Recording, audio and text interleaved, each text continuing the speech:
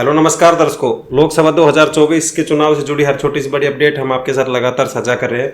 मैं सचिन यादव चुनाव पे चर्चा इस खास प्रोग्राम में आपका हार्दिक स्वागत करता हूं। देश में लोकसभा चुनाव 2024 अभी जारी है और आज हम इस प्रोग्राम में एक ऐसी लोकसभा सीट की चर्चा करने जा रहे हैं जो विपक्ष से लेकर पक्ष दोनों के अंदर चर्चा का विषय बन चुकी है।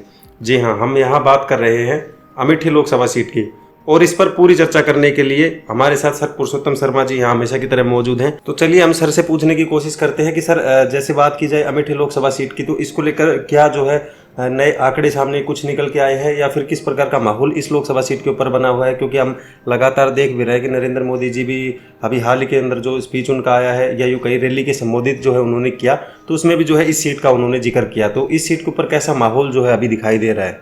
देखिए दर्शकों, जैसे सचिन जी ने आपको बताया अपने इंट्रो में कि आज की जो चर्चा है इस वीडियो की मुख्य रूप से अमेठी की सीट पर होने जा रही है, जिसमें हम बताएंगे कि वहाँ पर क्या क्या फैक्टर काम कर रहे हैं, कैसे चुनाव में स्मृति ईरानी पिछड़ती हुई दिखाई दे रही हैं। तो सबसे पहले मैं देखो आपको एक चीज़ बताऊं, जो राजपूत नाखुश हुए हैं बीजेपी से, आपने सुना ही होगा पुरुषोत्तम रूपाला जी जो गुजरात से इनके प्रत्याशी थे, उनके बयान के बाद जो मुद्दा पकड़ा है पूरे देश में, राजपूतों का मुद्दा, फिर वो राजस्थान हो, फिर आपके मध्य प्रदेश हो या अन्य कोई राज्य हो जहाँ पर राजपूत साफ साफ नाखुश दिख रहे हैं।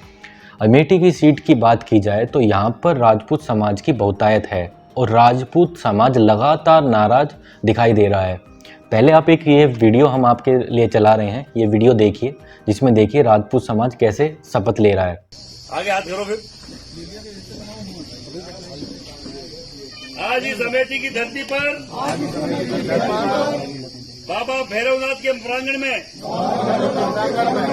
हम लोग शपथ लेते हैं हमारी बहन बेटियों की इज्जत के खिलाफ जिन जिन लोगों ने बोला है, महिला होते हुए भी महिला के सम्मान में जो लोग खड़े नहीं हुए,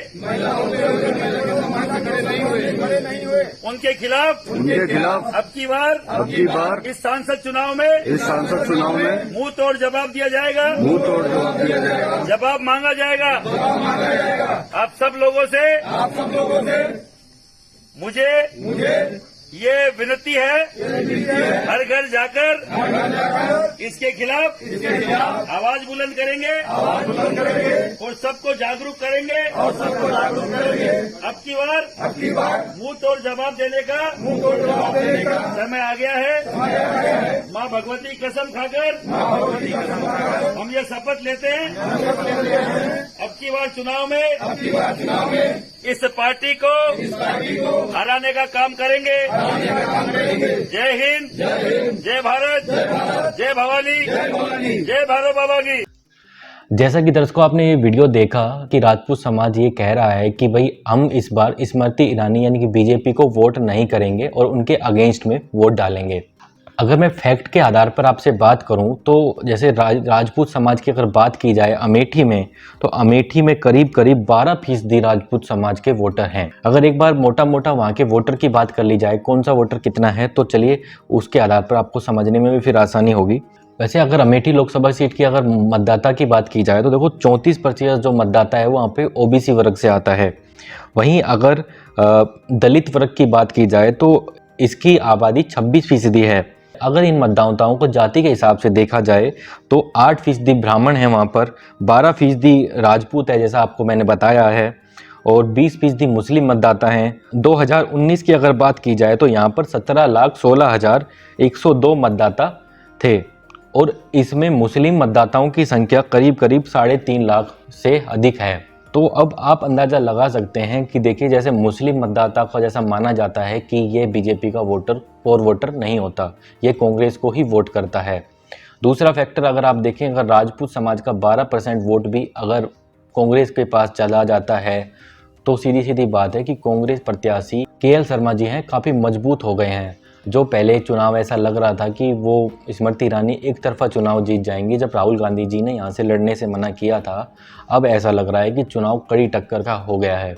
अगर देखो फलोदी सट्टा बाजार को भी आधार लें तो फलोदी का सट्टा बाजार कह रहा है कि इस सीट पर कड़ी टक्कर है। इन दोनों प्रत्याशियों के रेट में करीब 30 से 40 पैसे का ही अंतर है, यानी कि साफ साफ फलोदी का सट्टा बाजार भी यह बता रहा है कि इस बार स्मृति ईरानी यहाँ से चुनाव हार भी सकती हैं। मुकाबला बेहद ही कड़ा है। और देखो, मैंने मतदाता प्रतिशत के आधार पर भी आपको समीकरण बताया। और दूसरा, अगर हम पिछले इतिहास को देखें, 2019 की अगर बात करें तो 2019 में अगर राहुल गांधी जी की बात की जाए तो वो लगभग 50,000 वोटों से यहाँ से हारे थे। और इस बार ऐसा कहा जा रहा था कि अगर राहुल गांधी जी यहाँ से आते हैं तो वो 50,000 का जो फासला था वो आसानी से तय हो जाता, क्योंकि जनता ने पहले तो जनता वहाँ पर अगर कह रही थी कि हम एक मौका देना चाहते हैं स्मृति ईरानी जी को कि वो यहाँ पर काम करेगी, पर वो अब 5 साल के बाद कहीं ना कहीं जनता उनसे भी नाखुश दिखाई दे रही है, जिसकी वजह से वो इम्पैक्ट भी अब की बार चुनाव में दिखेगा।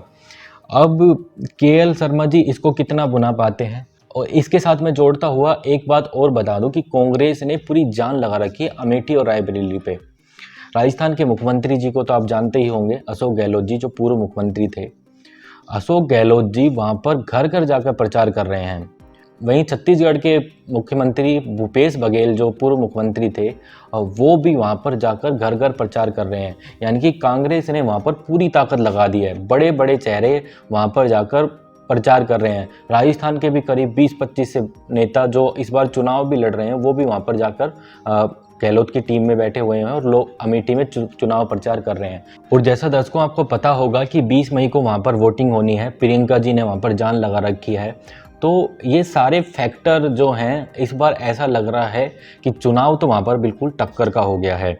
और जो राजपूत समाज की नाराज़गी हो या फिर फलोदी सट्टा बाज़ार को भी आधार लें, तो इन सभी फैक्टर को आधार लें तो मतलब ये है कि स्मृति ईरानी इस बार यहाँ से चुनाव हार भी सकती हैं। आपको क्या लगता है? मैंने जितने आपको फैक्ट बताए, लेकिन आपको मेरे फैक्ट और आपका अनुमान, अगर आप अमेठी से देख रहे हैं या आसपास के इलाकों से वीडियो देख रहे हैं, तो हमें बताइए कि अमेठी से इस बार क्या कांग्रेस के केएल शर्मा जीत रहे हैं या फिर स्मृति ईरानी वापस से चुनाव जीतने जा रही हैं। कमेंट करना बिल्कुल भी ना भूलें। सर ने जैसा आपको इस लोकसभा सीट को लेकर जातीय समीकरण भी बताया, जातीय समीकरण एक प्रकार से देखें तो लोकसभा सीट में ये किसी चुनाव का मुद्दा नहीं होता, लेकिन ये बहुत ज़्यादा एक रोल जो है वो प्ले करता है किसी भी चुनाव को जीतने के लिए। तो उसी के आधार पर सर ने जो इसके फैक्ट्स थे, या यूँ कहे कि राजपूत समाज को लेकर जो बातें सामने आ रही थी, हर प्रकार का जो है इसके ऊपर निष्कर्ष आपको बताया है।